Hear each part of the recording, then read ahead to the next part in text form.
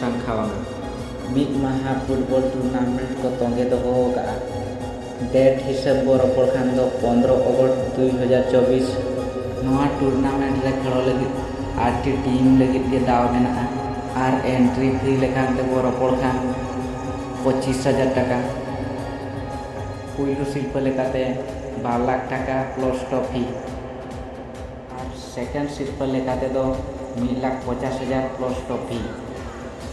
और नवा टूर्नामेंट दो 11 साइड खेलो हुआ और नवा टूर्नामेंट दो ओडिशा पनत झारखंड वेस्ट बेंगल को शहर सेटरना खेल लगे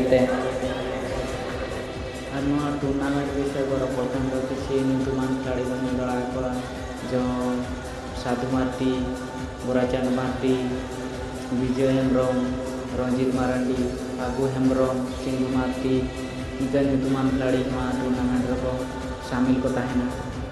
और नवा टूर्नामेंट रे दो स्पेशली झोतो टीम रेगे बारिया खुना पेया नाइजेरियन विदेशी खिलाड़ी को नेल को आलोपे हिंग ताबना पंडित रघुनाथ मुर्मू मेमोरियल क्लब बारिपदा संखवांगा मयूरभंज ओडिशा और डेट हिसाब रपड़ खान दो 15 अगस्त 2024 आलोपे हिंग ताबना मिड माहा फुटबॉल टूर्नामेंट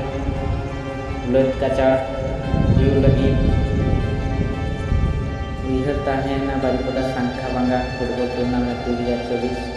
और वीडियो जो कुछ लाइक और सब्सक्राइब करते और तेहन दो मा वीडियो नोड़े मुचाद जय मारांग।